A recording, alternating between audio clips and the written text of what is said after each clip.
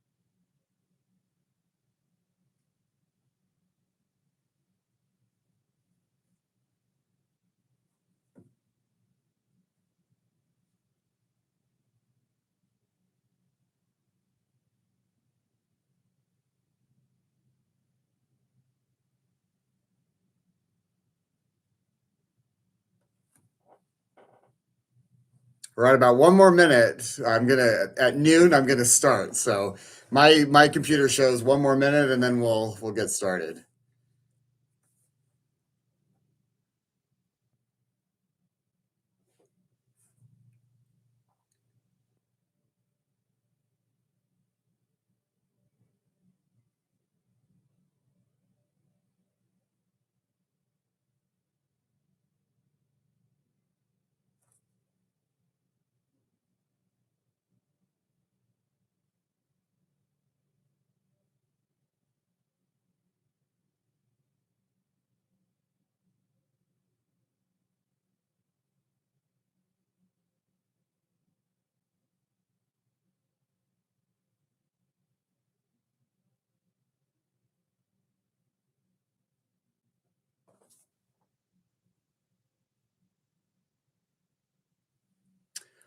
All right. Well, welcome you to this mental strength webinar. I'm Dr. Jacob Jensen. Want to thank the CTA Bonita League for and Ricky for getting this set up. Also for Mike Carter with the DMP app. It's a great app for tennis and staying organized. I use it all the time when especially when I'm in Naples. So, and also our sponsors, UBS, Bonehook Brewery, and Lawton and Smith Realty. Thank them for this. I'm a sports psychology consultant, Dr. Jacob Jensen. I divide my time currently between LA and Naples. So I fly back and forth across the country fairly often. Right now, I'm currently in my office in LA. I work at Cal State Northridge University, where I teach courses in sports psychology. And then I also work with our athletic department. Specifically, I work with a range of teams, but a lot with our tennis team. Just had a session with them this morning. I really enjoy doing applied mental training work.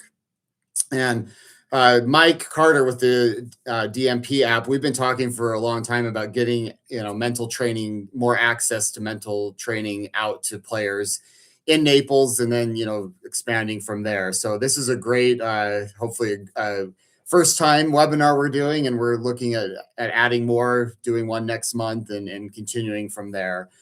I'm going to speak today for about 20 minutes on a couple of topics that I think are really important for tennis players and for racket sports. I think most people on here are tennis players. Some probably play pickleball, maybe paddle as well. So hopefully these are tips that will apply to anyone playing racket sports, which is my background. I was a tennis player, played collegiate tennis, coached collegiate tennis, then went on and got my master's degree and then my PhD from the University of Tennessee in sports psychology, and been practicing as a mental conditioning training coach for the last 12 years. So work a lot with tennis players, and I really love what I do. I'm sure I forgot something that Mike wanted me to say, but I'll thank our sponsors again at the end. But again, I really appreciate those of you that are on here.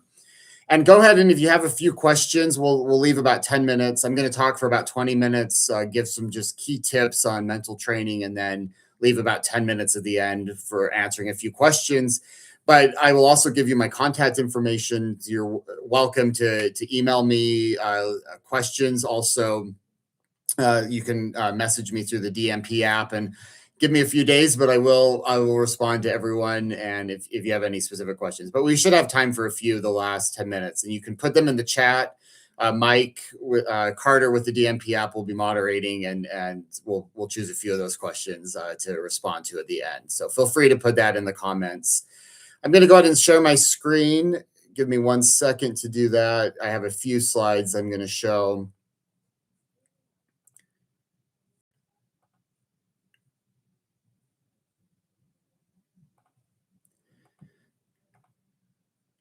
So again, I've already done an introduction. I was glad that we called this a mental strength webinar, because I think sometimes when we hear the term or the concept of sports psychology, we think, oh my gosh, there's something wrong with me.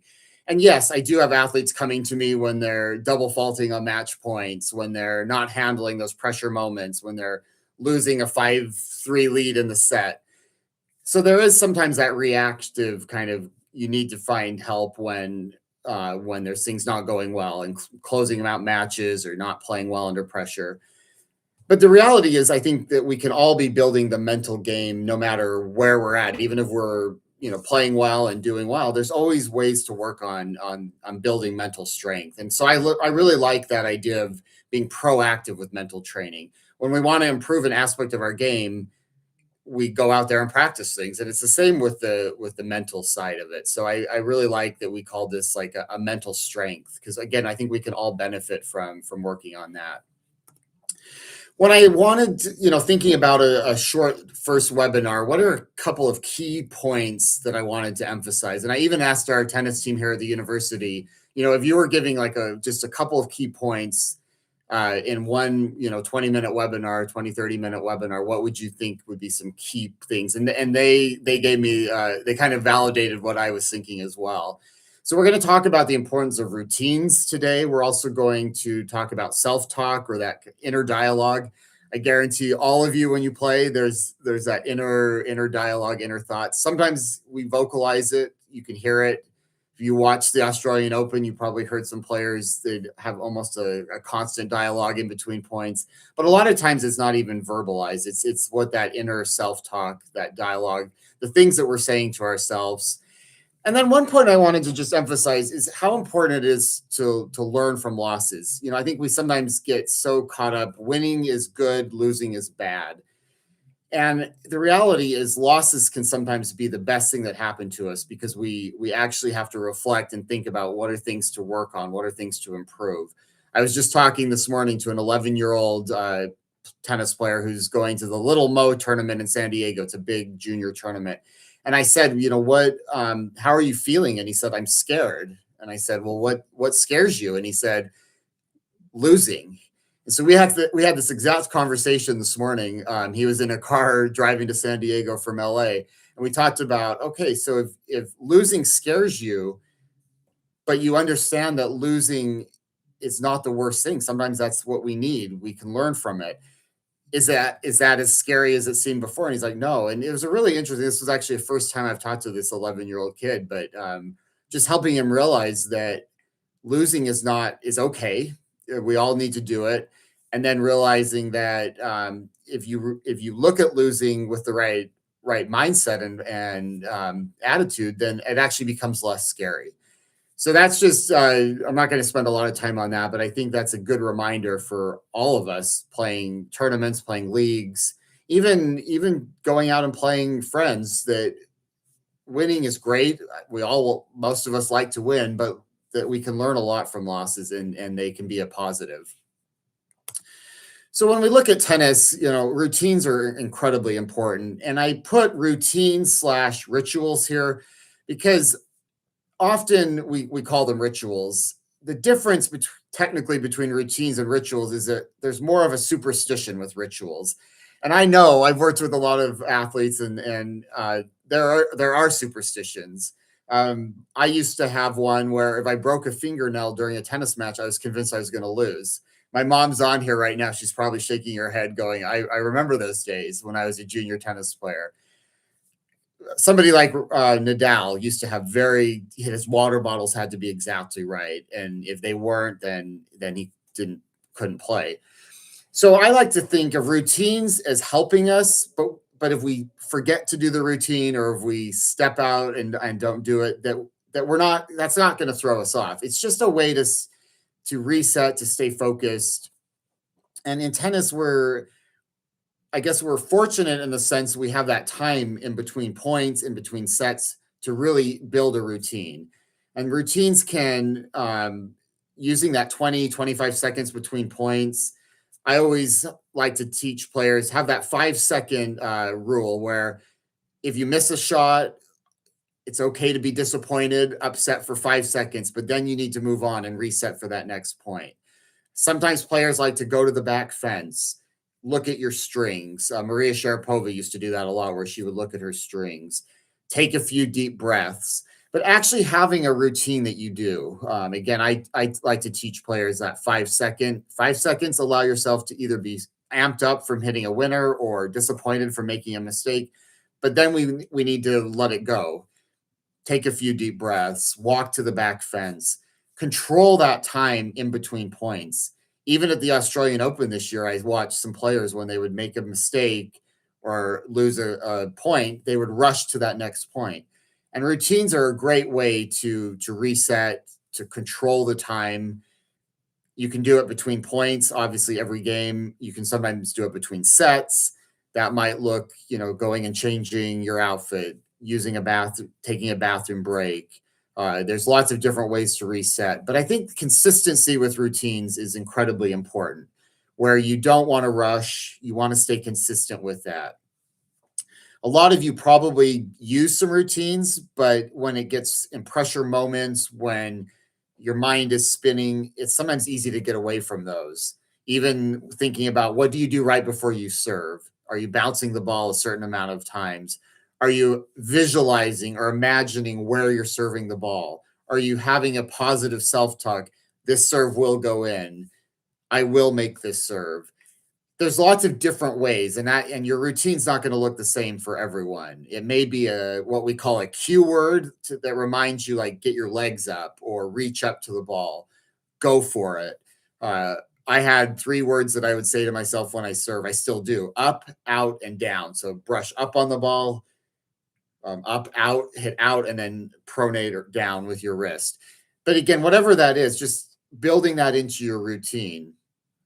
I work with one high level tennis player who was struggling with his serve, and so we worked on some relaxation exercises where he even would tell himself to feel warm and loose before he would serve, and that became part of his routine.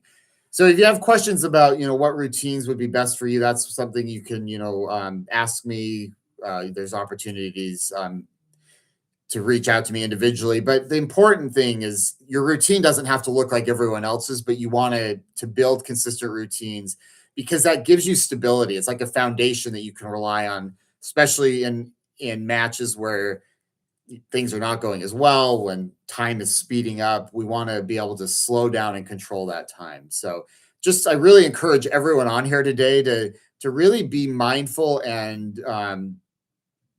intentional with your routines, and think about, what do I do already that's working, and let me make sure I'm doing that consistently. And maybe some of you need to adjust your routines a little bit, and that's fine.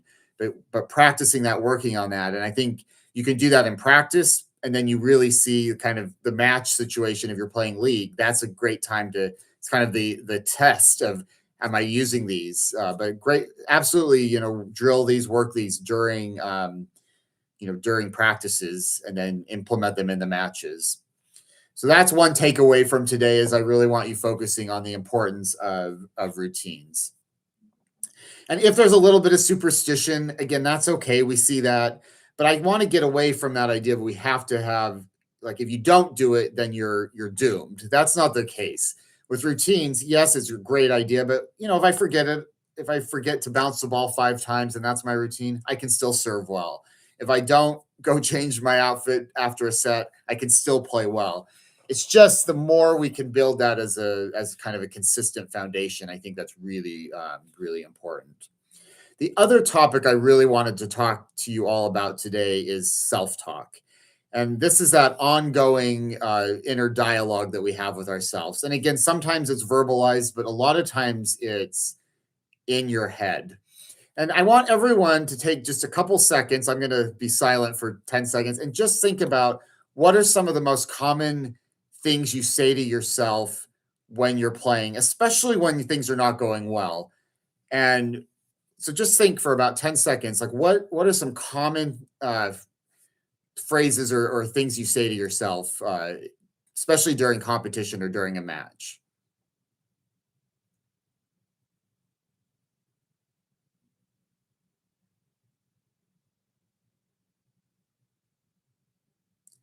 And if you couldn't think of anything, that's either a really good sign that you don't have a lot of negative, or you're just not very aware of it, which is a lot of athletes I work with. Sometimes are just not very aware of how they speak to themselves. But the reality is that a lot of times we actually are much harder on ourselves than we would ever be on someone else. I think sometimes the things that I say to myself when I'm playing, I would never say that to my doubles partner or to another player, but I say it to myself. And if you think about that, why do we do that? Why are we harder on ourselves than we would ever be to somebody else?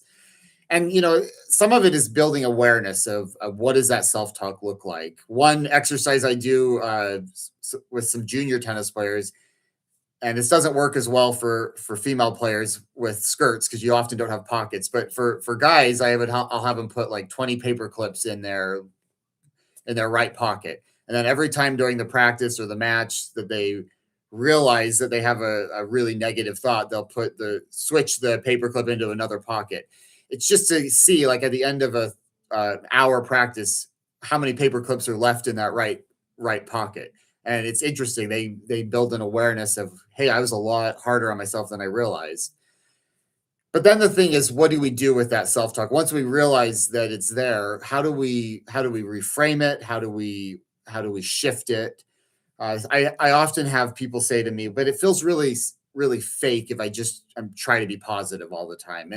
And I say it doesn't have to always be positive, but it can be instructional. If you miss a shot, instead of just beating yourself up, berating yourself, going, okay, maybe I need to think about, let's focus on footwork. Let's continue to be aggressive. Let's, you can reframe it, restructure it, instead of, I can't believe I missed. I'm the worst. I'm not going to repeat what a lot of you probably say to yourself because it wouldn't be approved for YouTube. But think about how are you really speaking to yourself, and then how can you reframe that in a more constructive way? That if it feels fake to just be like positive, well, that doesn't have to be fake. It can be something real. Um, I'm going to move on. I'm okay. I'm fine in this moment. I'm going to reset.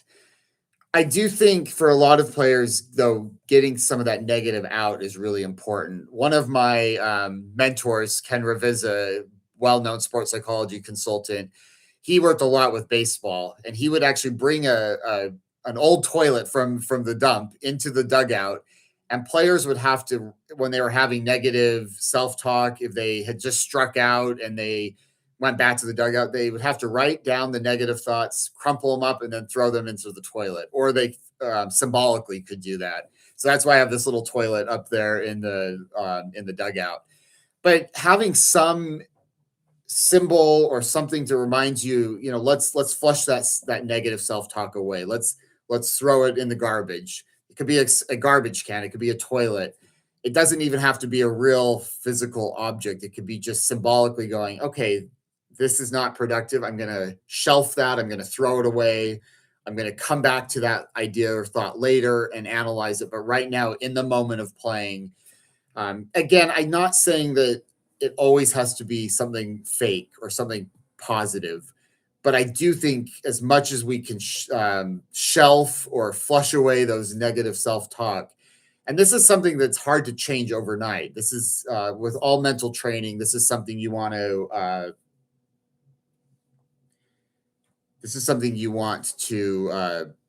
be practicing. And I just got that the screen was black and I didn't notice that. That is not good. So I had these great slides and I just realized the screen was black. So we'll figure out a way to post, or I can do a video with the slides. I really apologize. I was in my zone speaking and didn't realize I got a couple texts. So I'm sorry about it. I couldn't see the comments because I had my screen up. So hopefully you got something out of what I was saying today. Again, I apologize for not. It worked when I practiced it earlier. So this is good learning experience. Hopefully you can see me now, but you can let me know. I took the sharing off, so let me know if you can see me okay now. But I have a few questions that were sent in early. I can answer those, or if anyone wants to ask a couple questions in the comments, I can see those now in the chat. So feel free to write a couple there. One question that was sent in early was, what can I do to reset mentally after losing the first set in a big way?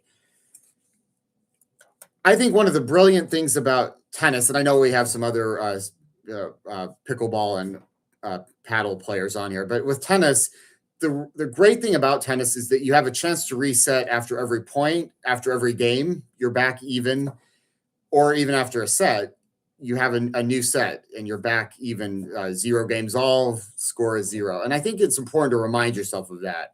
No matter where you're at in a tennis match, there's chances to be back even pretty much every game, certainly every set. And that's a great thing about tennis, is we have that chance there's always a chance to come back. There's always a chance to be equal or even. In terms of what you do between, again, sometimes stepping off the court is a great idea. I think sometimes the worst thing is to stay on the court while your opponent goes off and you're kind of sitting there. Even in pros, you see that. Like, it's like, what do you do with that time? But it's hard to say what is the perfect solution for everyone. So I think you have to find what works for you in terms of leaving the court, taking a bathroom break.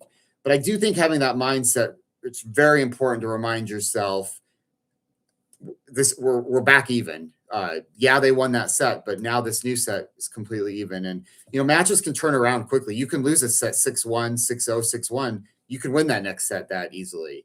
So I think this really important to remind yourself of the brilliance of tennis scoring is that it allows you to reset all the time.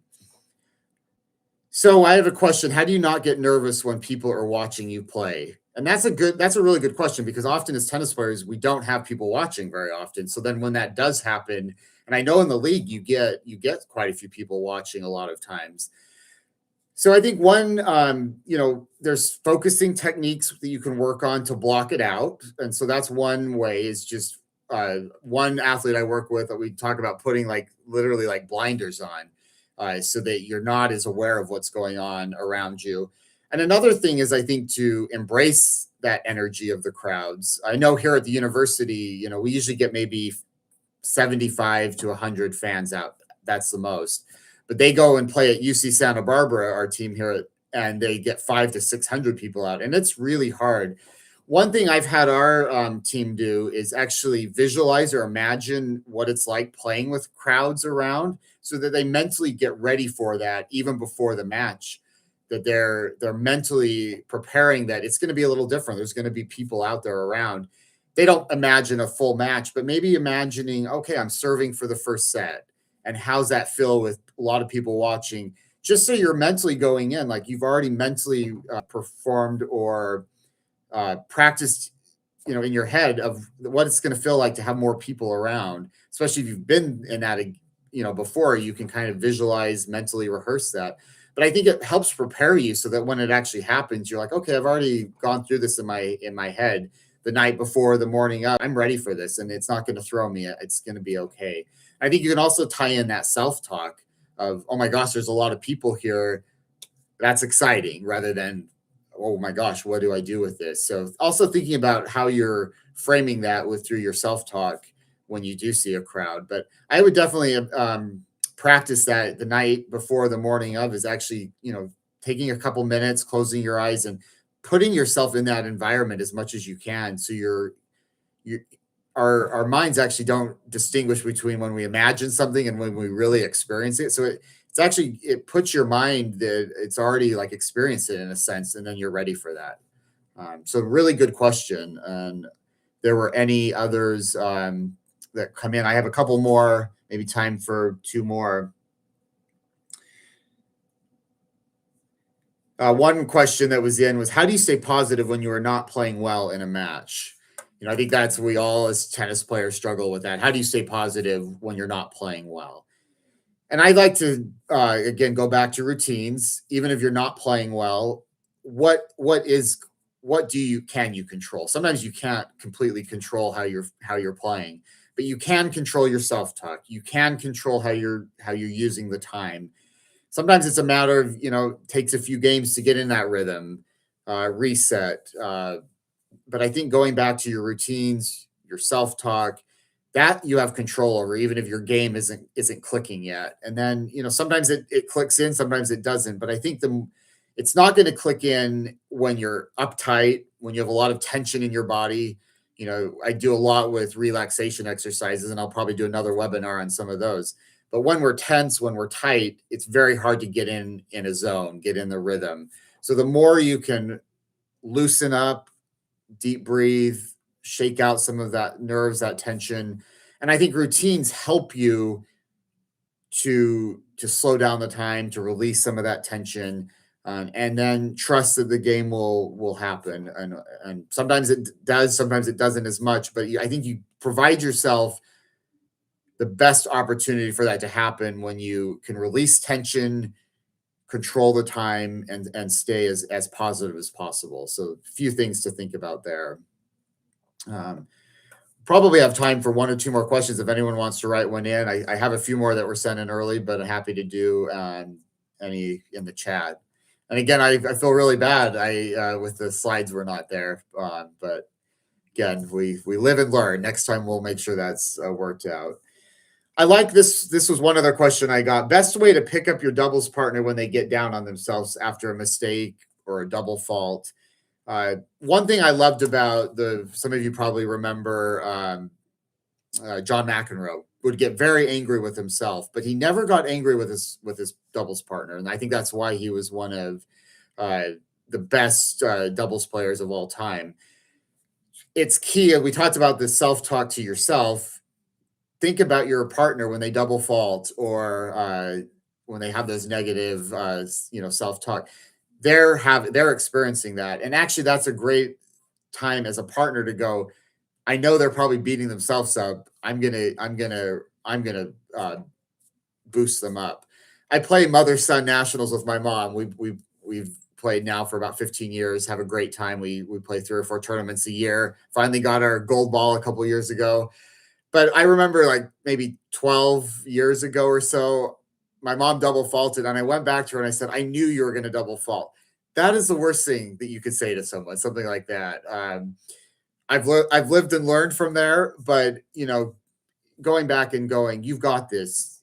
Uh, I'm confident in you." It's important that, because again, they're probably being their worst critic in those moments where you need to be literally like their coach and build them up. So I think that communication is really important. Um, and even if you get mad at yourself, that's last thing you want to do with your partner. And I think it's so important to be communicating, but also put yourself in their shoes, going, yeah, they're when they make a mistake, when they double fault, they're beating themselves up. So let's use that time. Probably take these last question here that just came in, and then I'll share my. Well, I was going to share my contact information for a slide, but I'll put it in the chat, and then we'll do it that way so I don't go blank again. But the question came in is, how do you stop feeling bad about letting your partner down when you make an error? And as a club player, how can you self-talk to overcome the feeling that everyone is judging you? I mean, these are great questions. And I don't know if, again, it's not something that's going to change overnight, but um, I think one thing, when you're letting your partner down, that's why some people like singles better. But I know the reality of a lot of the league is it's doubles. I think it's to have a conversation with your partner. I think when you stay very positive with yourself, though, that also is a good example to your partner. And it's easy to get, oh my gosh, I feel so bad. I can't believe I did that. I made that mistake. You probably don't ever want to play with me again.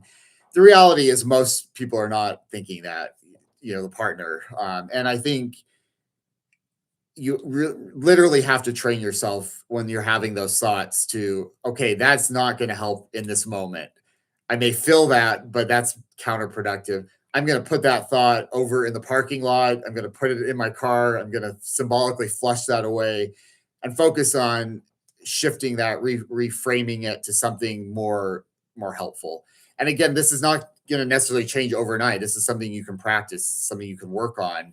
Hopefully you're having partners that you trust, but I know sometimes you get thrown with somebody you've never played with. That happened to my mom last year quite a bit. She would get thrown with a partner that she had never played with before. And so I think it happens more in those situations rather than somebody you trust. But again, when you start having those thoughts of, I'm letting them down, I can't, maybe they will never play with me again. It's just to really try to reframe that, park that thought away, flush that away, because it's not going to help you, even though you're feeling that. And then what was the other part of the question? I'm just looking. How can you self-talk to overcome the feeling that everyone is judging you? Again, sometimes you have to work on putting those blinders on. But I think, again, going back to the routines, when you're focusing on your routines, breathing, bouncing the ball, imagining where you're serving, that takes up space from those other thoughts of, oh my gosh, what are people thinking about me? And I get it. I got the yips in my serve. A lot of you probably know what that is. You see some players. I felt like every single this happened in college. I got the yips my senior year and started double faulting 20, 25 times a match. I literally thought every eye was on me within 100 miles. It felt like that. Wasn't true, but it's what it felt like. And again, you have to, it's not just a matter of not thinking that, you actually have to fill up that space in your mind with something else. And that's where I think routines and restructuring your self-talk, it's just trying to be have a blank mind doesn't work a lot of times. So but again, it's something you have to drill and train, is very helpful. So I there was one other. Yeah, so again, somebody was just saying before a third set tiebreaker, they kind of feel like they're in a fog. Again, I think that's where uh, going back to the routines can really help with that. Controlling the time, slowing down, deep breaths, and really imagine as you're exhaling some of that fog. That's what I do. I breathing out that fog. When you're angry, I also imagine like breathing that fire breathing, breathing out anger. That's really helpful. You can actually physically like release some of that fog or that anger, whatever it is that you're feeling, frustration. So those are a few tips. There's a lot. I mean, I speak on hours on this, but we'll do other webinars. I am.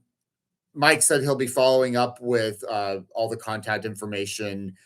So that's great. So there will be an email going out with all of that. Again, we had that on a slide, but today was a good learning experience. Want to thank you all for joining today. Hopefully, you got something out of this, even one or two tips to take into your matches and league matches moving forward in the next week. But again, I'm happy to answer more questions via email through the DMP app, and I'm also available for individual sessions. If and This is what I do, so I really enjoy doing it. We are going to be doing a contest where a team can win a session with me. So I'll come out to a match, watch your match, and then do a follow up session, either in person or on Zoom. Like I said, I'm about 50% of the time in Naples now, so that's something to look forward to. But I do team sessions all the time with teams on some topics that general topics that teams need help with, but I'm also available for individual consulting, and you can always reach out to me on that. So thank you. Really appreciate it. I love doing this. I love helping other people with the mental game.